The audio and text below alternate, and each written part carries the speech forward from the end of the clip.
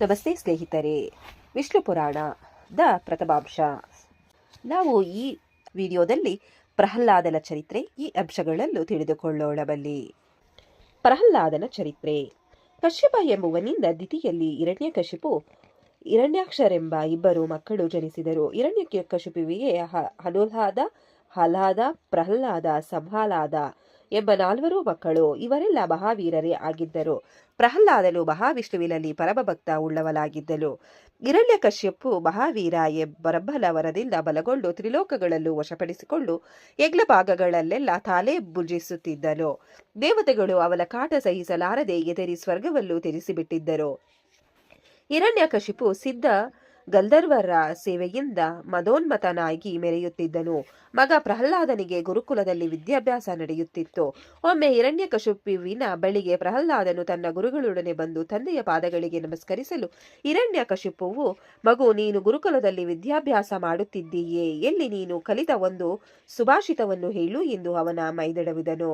ಅದಕ್ಕೆ ಪ್ರಹ್ಲಾದನು, ಆದಿ ಮಧ್ಯಾಂತರಹಿತನು, ಎಲ್ಲಾ ಕಾರಣಗಳಿಗೂ ಕಾರಣನೂ ಮಹಾತ್ಮನೂ ಆದ ಮಹಾವಿಷ್ಣುವಿಗೆ ನಮಸ್ಕರಿಸುತ್ತೇನೆ ಎಂದನು. ಹಿರಣ್ಯಕಶಿಪುವಿಗೆ ವಿಷ್ಣು ಎಂದರೆ ಆಗದು, ಅವನಲ್ಲಿ ವೈರ. ಅವನು ಪ್ರಹ್ಲಾದನ ಮಾತು ಕೇಳಿ ಸಿಡಿಮಿಡಿಗೊಂಡು ಅವನ ಗುರುವನ್ನು ಕಟುವಾಗಿ ನಿಂದಿಸಿದನು. ಆದರೆ ತಾನು ಹೇಳಿಕೊಟ್ಟಿದ್ದನ್ನು ಪ್ರಹ್ಲಾದ ಹೇಳುತ್ತಿಲ್ಲವೆಂದು ಗುರುವು ಹೇಳಿದಾಗ ಹಿರಣ್ಯಕಶಿಪುವು ಪ್ರಹ್ಲಾದನನ್ನು ಕುರಿತು, ಮಗು, ಇದನ್ನು ನಿನಗೆ ಹೇಳಿಕೊಟ್ಟವರಾರು ಎಂದು ಕೇಳಿದನು. ಪ್ರಹ್ಲಾದ, ವಿಷ್ಣುವು ಹೃದಯದಲ್ಲಿ ನೆಲೆಸಿದ್ದಾನೆ, ಅವನೇ ಜಗಲ್ಲಿಯ ಮಕ್ಕಳಾಗಿದ್ದಾನೆ, ಇದನ್ನು ಯಾರು ಯಾರಿಗೆ ಉಪದೇಶಿಸಲು ಸಾಧ್ಯ ಎಂದು ಉತ್ತರಿಸಿದನು. ಆಗ ಹಿರಣ್ಯಕಶಿಪುವು ಮಗನಿಗೆ ತಾನೇ ಪರಮೇಶ್ವರನು, ವಿಷ್ಣುವು ಪರಮೇಶ್ವರನಲ್ಲ ಎಂದು ಹೇಳಿ ನೋಡಿದನು. ಪ್ರಹ್ಲಾದ ತಂದೆಯ ಮಾತು ಒಪ್ಪದೆ ವಿಷ್ಣುವೇ ಪರಮೇಶ್ವರ, ಅವನೇ ಎಲ್ಲರಿಗೂ ಕರ್ತನು, ನಿಯಮಾಕನು ಎಂದು ಪಟ್ಟು ಹಿಡಿದನು. ಸಿಟ್ಟಾದ ಹಿರಣ್ಯಕಶ್ಯಪು ಅವನ ಗುರುಗಳಿಗೆ, ಇವನಿಗೆ ಸರಿಯಾಗಿ ತಿಳುವಳಿಕೆ ಕೊಡಿರಿ ಎಂದು ಗದರಿ ಕಳುಹಿಸಿದನು. ಕೆಲ ದಿನಗಳು ಕಳೆದ ಮೇಲೆ ಹಿರಣ್ಯಕಶ್ಯಪು ಮತ್ತೆ ಮಗನಲ್ಲಿ ವಿದ್ಯಾಭ್ಯಾಸ ಕುರಿತು ಕೇಳಲು ಅವನು ಹಿಂದೆ ಹೇಳಿದ್ದಲ್ಲೇ ಹೇಳಿದನು. ಆಗ ಸಿಟ್ಟಿಗೆದ್ದ ಹಿರಣ್ಯಕಶ್ಯಪು ಭಟ್ಟರನ್ನು ಕರೆದು ಪ್ರಹ್ಲಾದನನ್ನು ಕೊಂದು ಹಾಕಲು ಆಜ್ಞೆ ಮಾಡಿದನು. ದೈತ್ಯರು ರಾಜಾಜ್ಞೆಯಂತೆ ಹರಿತವಾದ ಆಯುಧಗಳಿಂದ ಪ್ರಹ್ಲಾದನನ್ನು ವಧಿಸಲು ಸಿದ್ಧವಾದರು.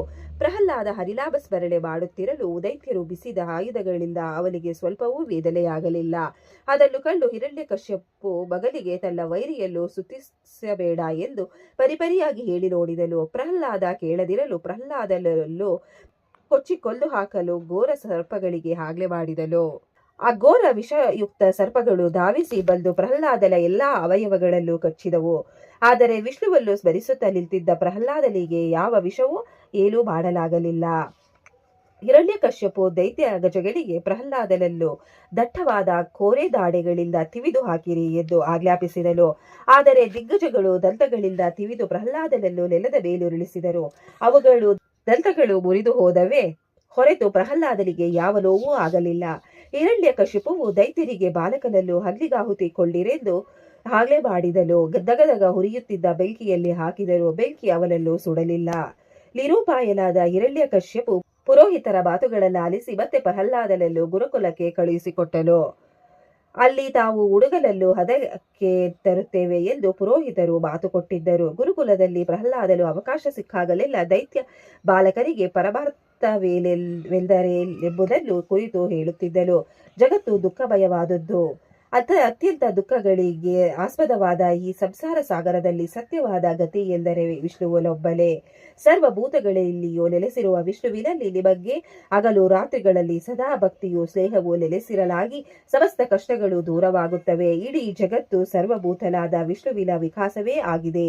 ಆದುದರಿಂದ ಆ ಅಚ್ಯುತನನ್ನು ಆರಾಧಿಸಿರಿ. ಅವನನ್ನು ಪ್ರಸನ್ನನಾದರೆ ಸಾಕು, ಎಲ್ಲವೂ ನಮಗೆ ಲಭಿಸಿ ಮೋಕ್ಷ ಹೊಂದುವುದರಲ್ಲಿ ಸಂದೇಹವಿಲ್ಲ ಎಂದು ಮೊದಲಾಗಿ ದೈತ್ಯ ಬಾಲಕರಿಗೆ ಪ್ರಹ್ಲಾದನು ವಿಷ್ಣು ಭಕ್ತಿ ಕುರಿತು ಹೇಳುವನು. ಒಂದು ದಿನ ಆ ಬಾಲಕರು ಹಿರಣ್ಯಕಶ್ಯಪುವಿನಲ್ಲಿಗೆ ಬಂದು ಪ್ರಹ್ಲಾದನು ಮಾಡುತ್ತಿದ್ದ ಬೋಧನೆಯನ್ನು ಕುರಿತು ನಿವೇದಿಸಿದರು.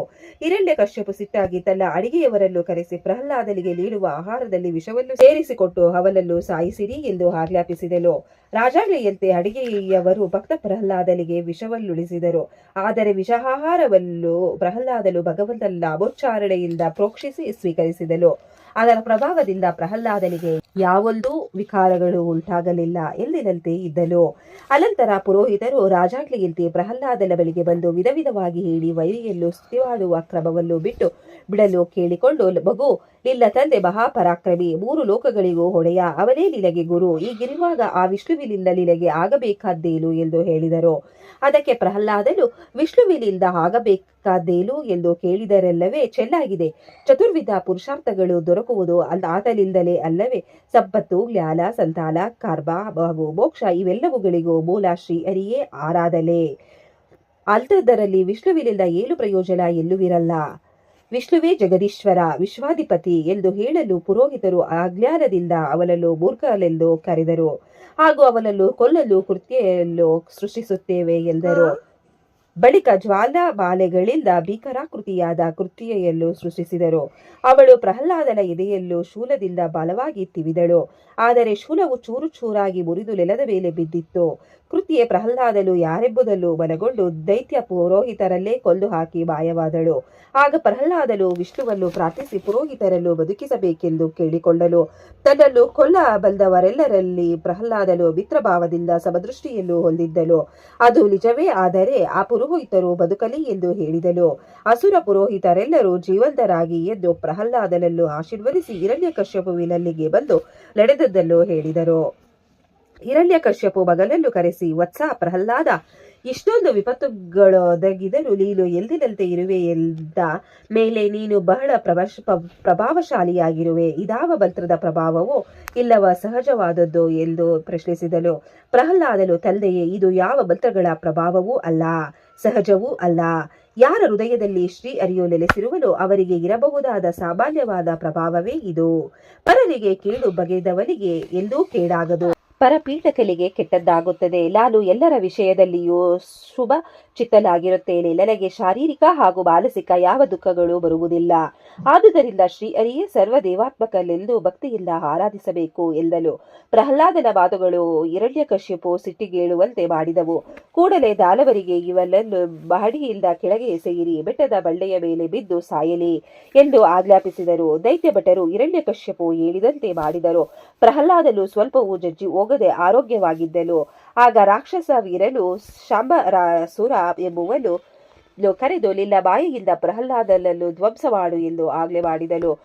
ಶಂಬಾರಾಸುರನ್ನ ಸಾವಿರಾರು ಮಾಯಿಗಳನ್ನು ಭಗವಂತನ ಸುದರ್ಶನ ಚಕ್ರವು ಒಂದೊಂದಾಗಿ ನಾಶಪಡಿಸಿತು. ಭಕ್ತರನ್ನು ಸಲಹಲು ಭಗವಂತ ಎಂದು ಸಿದ್ಧನೆಂಬುದು ನಿಜವಾಯಿತು. ಬಳಿಕ ಹಿರಣ್ಯಕಶ್ಯಪುವು ವಾಯುವನ್ನು ಕರೆದು ಪ್ರಹ್ಲಾದನನ್ನು ಮುಗಿಸಲು ಹೇಳಿ ನೋಡಿದನು. ಆದರೆ ವಾಯುವು ಪ್ರಹ್ಲಾದದ ದೇಹವನ್ನು ವೇಗವಾಗಿ ಪ್ರವೇಶಿಸಿದರೂ ಅವನ ಹೃದಯದಲ್ಲಿ ನೆಲೆಸಿದ್ದ ಹರಿಯು ವಾಯುವನ್ನೇ ಹೀರಿ ಕುಡಿಯಲು ವಾಯು ಕ್ಷೀಣನಾಗಿ ಹೋದನು. ಪ್ರಹ್ಲಾದನ ವಿದ್ಯಾಭ್ಯಾಸ ಮತ್ತು ಕೆಲಕಾಲ ಮುಂದುವರಿಯಿತು. ಇದೀಗ ಅವನು ನೀತಿಶಾಸ್ತ್ರ ವಿಶಾರದನಾಗಿದ್ದನು. ಶುಕ್ರಸ್ಲಿತಿಯನ್ನು ಪುರಾ ತಿಳಿದುಕೊಂಡಿದ್ದನು. ಒಂದು ದಿನ ಹಿರಣ್ಯಕಶ್ಯಪುವು ಪ್ರಹ್ಲಾದನನ್ನು ಕರೆಸಿ, ಪ್ರಹ್ಲಾದ, ರಾಜನಾದವನು ಮಿತ್ರ, ಶತ್ರು ಹಾಗೂ ತಟಸ್ಥರ ವಿಷಯದಲ್ಲಿ ಹೇಗೆ ನಡೆದುಕೊಳ್ಳಬೇಕು, ಅರಮನೆಯ ಜನರಲ್ಲಿ ಹೇಗೆ ವ್ಯವಹರಿಸಬೇಕು, ರಾಜನ ಕರ್ತವ್ಯಗಳೇನು, ಆಂತರಿಕವಾದ ದಂಗೆಯನ್ನು ಅಡಗಿಸುವುದು ಹೇಗೆ ಎಂಬ ಮೊದಲಾದ ಪ್ರಶ್ನೆಗಳನ್ನು ಕೇಳಿದನು. ಆಗ ಪ್ರಹ್ಲಾದನು ವಿನಯದಿಂದ, ತಂದೆಯೇ, ಈ ಎಲ್ಲವನ್ನೂ ಗುರುಗಳು ಹೇಳಿಕೊಟ್ಟಿದ್ದಾರೆ. ಆದರೆ ಈ ಜಗತ್ತಿಗೆ ಆಧಾರಲಾದ ಗೋವಿಂದಲೇ ಸರ್ವಭೂತಗಳಲ್ಲಿಯೂ ಇರುತ್ತಾ ಜಗದ್ರೂಪನಾಗಿರುವಾಗ ಮಿತ್ರರಾರು ಶತ್ರುಗಳಾರು? ಆ ಮಹಾವಿಷ್ಣುವು ನಿನ್ನಲ್ಲಿ ನನ್ನಲ್ಲಿ ಅಷ್ಟೇಕೆ ಎಲ್ಲರಲ್ಲಿ ಎಲ್ಲೆಡೆಯೂ ಇದ್ದಾನೆ. ಆದುದರಿಂದ ಮಿತ್ರ ಶತ್ರು ಎಂಬ ಭೇದವೆಲ್ಲಿಂದ ಬರುತ್ತದೆ? ಯಾವಾಗಲೂ ಒಳ್ಳೆಯ ಕಾರ್ಯ ಮಾಡಬೇಕು. ಯಾವುದು ಮುಕ್ತಿಗೆ ಕಾರಣವೋ ಅದು ವಿದ್ಯೆ, ಉಳಿದ ಕರ್ಮವೆಲ್ಲಿದ್ದರೂ ಬರೀಯ ಶ್ರಮ. ಯಾವನು ಮಹತ್ತರವಾದ ಸಂಪತ್ತನ್ನು ಬಯಸುತ್ತಾನೆಯೋ ಅವನು ತನ್ನನ್ನು ಪುಣ್ಯ ಕಾರ್ಯಗಳಲ್ಲಿ ತೊಡಗಿಸಿಕೊಳ್ಳಬೇಕು. ವಿಷ್ಣುವೇ ಸರ್ವಸ್ವವೂ ಆಗಿರುತ್ತಾನೆ. ಎಲ್ಲರೂ ಅನಂತನಾದ ಮಹಾವಿಷ್ಣುವಿನ ರೂಪ. ಅವನು ಪ್ರಸನ್ನನಾದರೆ ಎಲ್ಲಾ ದುಃಖಗಳು ಕ್ಷಯಿಸುತ್ತವೆ ಎಂದನು. ಪ್ರಹ್ಲಾದನ ಮಾತುಗಳಿಂದ ಕೆರಳಿ ಕಳ್ಳವಾದ ಹಿರಣ್ಯ ಕಶ್ಯಪುವು ಅವನ ಸದ್ಭಾವನಯುಕ್ತ ಮಾತುಗಳಿಗೆ ಬೆಲೆ ಕೊಡದೆ ಸಿಂಹಾಸನದಿಂದ ಎದ್ದು ಬಂದು ಅವನ ಎದೆಯಲ್ಲೇ ಒದ್ದಲು. ಇವನು ಕುಲವೈರಿ, ಇವನನ್ನು ವಧಿಸುವುದೇ ಸರಿ ಎಂದು ಭಾವಿಸಿ ದೈತ್ಯರಿಗೆ ಪ್ರಹ್ಲಾದನನ್ನು ನಾಗಪಾಶಗಳಿಂದ ಬಂಧಿಸಿ ಸಮುದ್ರಕ್ಕೆಸೆದು ಬಲ್ಲಿ ಎಂದು ಆಜ್ಞಾಪಿಸಿದಳು. ದೈತ್ಯರು ಪ್ರಹ್ಲಾದನನ್ನು ನಾಗಪಾಶಗಳಿಂದ ಬಂಧಿಸಿ ಸಮುದ್ರಕ್ಕೆಸೆದರು. ಪ್ರಹ್ಲಾದನು ಆಗ ಅಲ್ಲೋಲ ಕಲ್ಲೋಲ ಉಂಟಾದ ಸಮುದ್ರದಲ್ಲಿಯೂ ಏಕಾಗ್ರಚಿತ್ತನಾಗಿ ಹರಿಯಲು ಧ್ಯಾನಿಸುತ್ತಾ ಇದ್ದು ಬಿಟ್ಟನು. ಪರಿಪರಿಯಾಗಿ ವಿಷ್ಣುವನ್ನು ಸ್ತುತಿಸಿ, ದೇವದೇವ, ಎಲ್ಲ ಪ್ರಾಣಿಗಳು ಲಿಲ್ಲರೂಪಗಳೇ, ನಿನಗೆ ನನ್ನ ನಮಸ್ಕಾರ. ವಿಷ, ಅಮೃತ, ವಿದ್ಯೆ, ಅವಿದ್ಯೆ, ಸತ್ಯ, ಅಸತ್ಯ, ಪ್ರವೃತ್ತಿ, ನಿವೃತ್ತಿ, ಕರ್ಮಗಳು ಎಲ್ಲವೂ ಲೀಲೆ. ವಿಶ್ವರೂಪಲಾದ ನಿನಗೆ ನಮಸ್ಕರಿಸುತ್ತೇನೆ. ಜಗತ್ತುಗಳಿಗೆ ಆದಿ ಕಾರಣವನ್ನು ಅವ್ಯಯನು ಆದ ಹರಿಯು ನನಗೆ ಪ್ರಸನ್ನನಾಗಲಿ. ವಿಷ್ಣುವಿಗೆ ಮತ್ತೆ ಮತ್ತೆ ನಮಸ್ಕಾರ ಎಂದು ಹೇಳುತ್ತಿದ್ದನು. ಸಮುದ್ರದಲ್ಲಿ ಅಲೆಗಳಿದ್ದು ಕ್ಷೋಭೆ ಉಂಟಾಯಿತು. ನಾಗಪಾಶಗಳು ಕ್ಷಣಾರ್ಧದಲ್ಲಿ ಹರಿದು ತುಂಡಾದವು. ಪರ್ವತಗಳ ಸಮೇತ ಭೂಮಿಯೇ ಅಲ್ಲಾಡಿತು. ಪ್ರಹ್ಲಾದ ನಮೋಸ್ತು ವಿಷ್ಣುವೆ ಎಂದು ಹಲವು ಬಾರಿ ಹೇಳಿದನು. ಪರಮಾತ್ಮ ನನ್ನ ಮೇಲೆ ಕೃಪೆ ತೋರಿ ಪಾವನಗೊಳಿಸು ಎಂದು ಬೇಡಿದನು. ಭಗವಂತನು ಪ್ರಹ್ಲಾದನ ನಿಶ್ಚಲ ಭಕ್ತಿಯನ್ನು ಕಂಡು ಪ್ರಕಟವಾಗಿ, ಪ್ರಹ್ಲಾದ ಕುಮಾರ, ಇದೋ ನಿನ್ನಲ್ಲಿ ಪ್ರಸನ್ನನಾಗಿದ್ದೇನೆ, ನಿನಗೆ ಇಷ್ಟವಾದ ವರವನ್ನು ಕೇಳಿಕೋ ಎಂದು ಹೇಳಿದನು. ಆಗ ಪ್ರಹ್ಲಾದನು, ಪರಮಾತ್ಮ, ನನಗೆ ನಿನ್ನಲ್ಲಿ ಸದಾ ಭಕ್ತಿಯು ನೆಲೆಸಿರುವಂತೆ ವರವನ್ನು ನೀಡು ಎಂದು ನುಡಿದನು. ಭಗವಂತನು, ಮಗು, ನನ್ನಲ್ಲಿ ಅಚಲವಾದ ಭಕ್ತಿ ನಿನಗೆ ಇದ್ದೇ ಇದೆ, ಅದು ಎಂದೂ ಚ್ಯುತ್ಯವಾಗುವುದಿಲ್ಲ. ಅಲ್ಲಿ ಇಲ್ಲೇನಾದರೂ ವರವನ್ನು ಕೇಳಿಕೋ ಎಂದು ಹೇಳಲು ಪ್ರಹ್ಲಾದನು, ದೇವಾದಿದೇವ, ನನ್ನ ತಂದೆ ನನ್ನಲ್ಲಿ ಯಾವ ಆಸುದವಾದ ಕೃತ್ಯಗಳೆಲ್ಲೆಸಗಿದ್ದನೋ ಆದ್ದರಿಂದ ಹಾಗೂ ನಿನ್ನ ಭಕ್ತನನ್ನು ದ್ವೇಷಿಸುವುದರಿಂದ ಯಾವ ಯಾವ ಪಾಪಗಳು ಅಂಟಿದೆಯೋ ಆ ಎಲ್ಲಾ ಪಾಪಗಳಿಂದಲೂ ಅವನು ಬಿಡುಗಡೆ ಹೊಂದುವಂತೆ ಮಾಡು ಎಂದು ಕೇಳಿಕೊಳ್ಳಲು. ಆಗ ವಿಷ್ಣುವು, ಆಗಲಿ, ನಿನ್ನ ಕೃಪೆಯಿಲ್ಲ, ನೀನು ಮುಕ್ತಿಯನ್ನು ಪಡೆಯುವೆ ಎಂದು ಹೇಳಿ ಅಂತರ್ಧನಾದನು. ಕೆಲ ಕಾಲದಲ್ಲೇ ಪ್ರಹ್ಲಾದನು ಸುರಕ್ಷಿತವಾಗಿ ಮನೆಗೆ ಬಂದದ್ದನ್ನು ಕಂಡು ಹಿರಣ್ಯಕಶ್ಯಪುವು ಹರ್ಷಗೊಂಡು ಮಗನನ್ನು ಅಪ್ಪಿಕೊಂಡು ಮುದ್ದಾಡಿದನು. ಮಗನಲ್ಲಿ ತಾನು ನಡೆದುಕೊಂಡ ರೀತಿಗೆ ಅವನಲ್ಲಿ ಪಶ್ಚಾತ್ತಾಪ ಉಂಟಾಯಿತು. ಮುಂದೆ ವಿಷ್ಣುವು ನರಸಿಂಹಾವತಾರ ಮಾಡಿ ಹಿರಣ್ಯಕಶ್ಯಪುವನ್ನು ಸಂಹಾರ ಮಾಡಿದನು. ಬಳಿಕ ಪ್ರಹ್ಲಾದನು ದೈತ್ಯರಾಜನಾದನು. ಬಹುಕಾಲ ರಾಜ್ಯ ಸುಖವನ್ನನುಭವಿಸಿ ಮಕ್ಕಳು ಮೊಮ್ಮಕ್ಕಳನ್ನು ಪಡೆದು ಹರಿದಾಧ್ಯಾನ ನಿರತನಾಗಿ ಮೋಕ್ಷವನ್ನು ಪಡೆದನು. ಮೈತ್ರೇಯ ಪ್ರಹ್ಲಾದನ ಚರಿತ್ರೆ ದಿವ್ಯವಾದುದಾಗಿದೆ. ಇದನ್ನು ಯಾವುದೇ ಮನುಷ್ಯನು ಓದಿದರಾಗಲಿ ಕೇಳಿದರಾಗಲಿ ಅವನ ಪಾಪಗಳಿಂದ ಬಿಡುಗಡೆ ಹೊಂದುತ್ತಾನೆ. ಹುಣ್ಣಿಮೆ, ಅಮಾವಾಸ್ಯೆ, ಅಷ್ಟಮಿ ಮತ್ತು ದ್ವಾದಶಿ ದಿನಗಳಲ್ಲಿ ಪ್ರಹ್ಲಾದನ ಕಥೆ ಪಠಿಸುವವನಿಗೆ ಗೋದಾನದ ಫಲವು ಲಭಿಸುತ್ತದೆ. ಪ್ರಹ್ಲಾದನ ಚರಿತ್ರೆ ಕೇಳುವವನಿಗೆ ಎಲ್ಲಾ ವಿಪತ್ತುಗಳಿಂದಲೂ ಶ್ರೀಹರಿಯು ಕಾಪಾಡುತ್ತಾನೆ. ಪರಶರರಿಂದ ಮೈತ್ರಿಯರು ಪ್ರಹ್ಲಾದ ಚರಿತ್ರೆ ಕೇಳಿ ತಿಳಿದು ಸಂತೋಷ ಹೊಂದಿದ್ದರು. ಇಲ್ಲಿಗೆ ಪ್ರಥಮಾಂಶದ ಪ್ರಹ್ಲಾದನ ಚರಿತ್ರೆಯು ಮುಕ್ತಾಯಗೊಂಡಿತು. ಈ ಅಧ್ಯಾಯವನ್ನು ಕೇಳಿದವರಿಗೂ ಓದಿದವರಿಗೂ ಶ್ರವಣ ಮಾಡಿದವರಿಗೂ ಆ ಭಗವಂತನು ಒಳ್ಳೆಯದನ್ನು ಮಾಡಲಿ. ಓಂ ನಮೋ ಭಗವತೆ ವಾಸುದೇವಾಯ ನಮಃ. ಎಲ್ಲರಿಗೂ ಧನ್ಯವಾದಗಳು ಸ್ನೇಹಿತರೆ.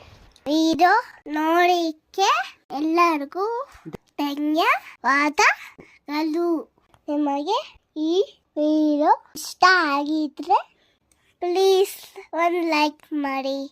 ನೆಕ್ಸ್ಟ್ ಇನ್ನು ಜಾಸ್ತಿ ವಿಡಿಯೋ ಹಾಕ್ತೀವಿ. ಹಾಗೆ ನಿಮ್ಮ ಫ್ರೆಂಡ್ಸ್ಗೆ ಶೇರ್ ಮಾಡಿ ಮತ್ತೆ ಸಬ್ಸ್ಕ್ರೈಬ್ ಮಾಡಿ. Thank you very much.